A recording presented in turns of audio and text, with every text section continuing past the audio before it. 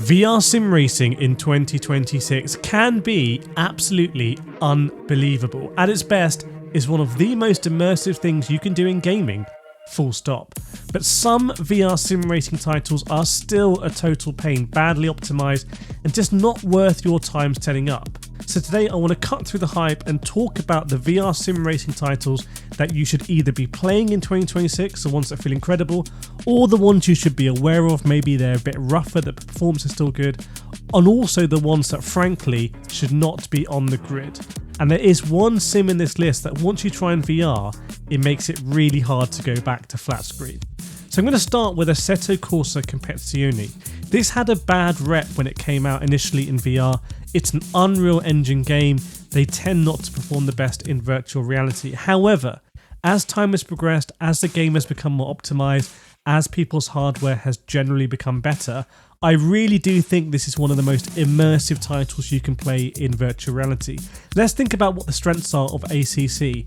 The sound, the feeling, you can almost smell the oil and the petrol. It's all about that immersion, and that's where it shines so much in virtual reality. You can do big grid racing, you can do nighttime racing, you can do wet weather racing, you can drive around the Nordschleife, you can do endurance racing.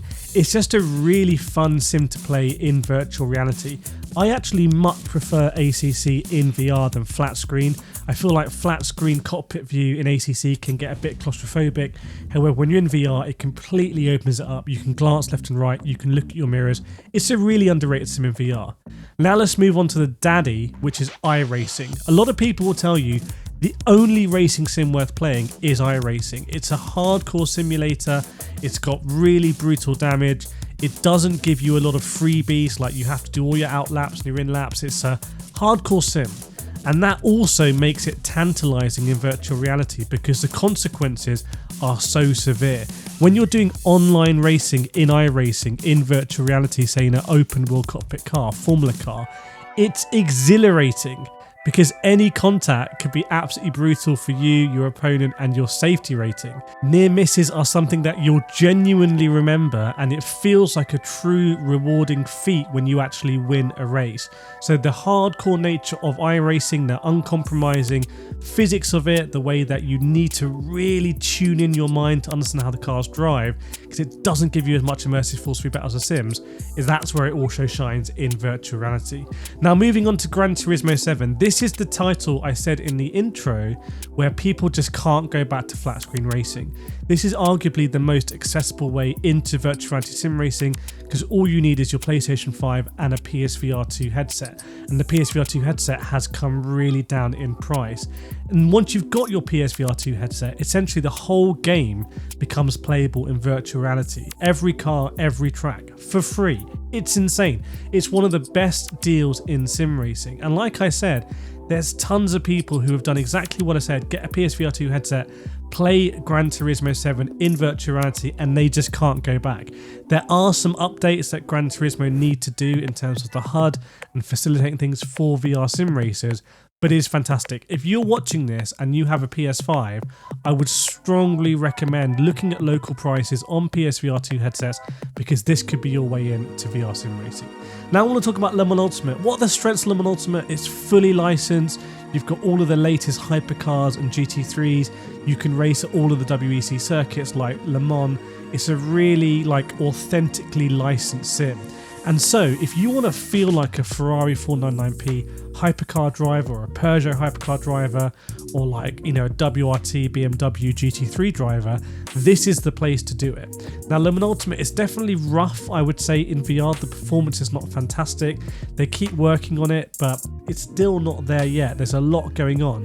However, you can have some really immersive racing. I've tried a lot on this channel and I have had some fantastic racing, but I would caveat it by saying that the performance is still not where I would expect it to be. Now, if they can make some big changes on the performance, and they have done recently with things like text streaming, then this could become the place to do VR sim racing. As it stands, I can't recommend it out of the box, but I have had some fantastic racing.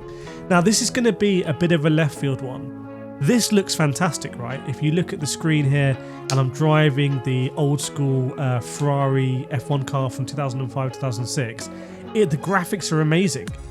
It's really immersive. We're here at Spa, the draw distance is huge. This is Assetto Corsa Evo.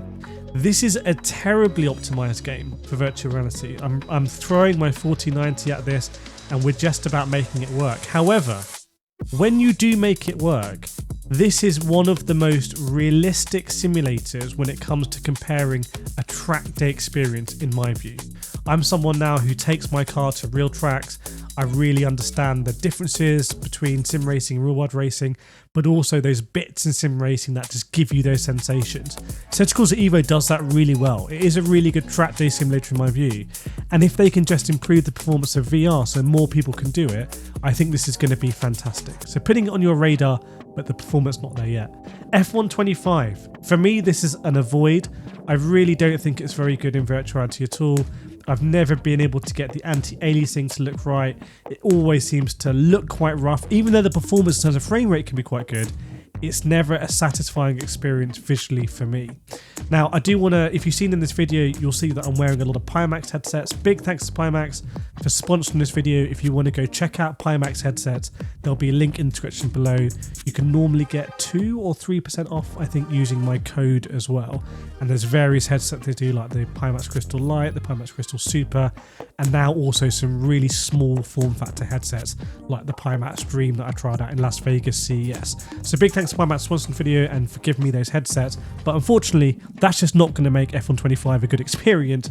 It doesn't matter what headset you have. This is just a really rough implementation, and it's not something that I can see coming to PSVR 2 in the near future either.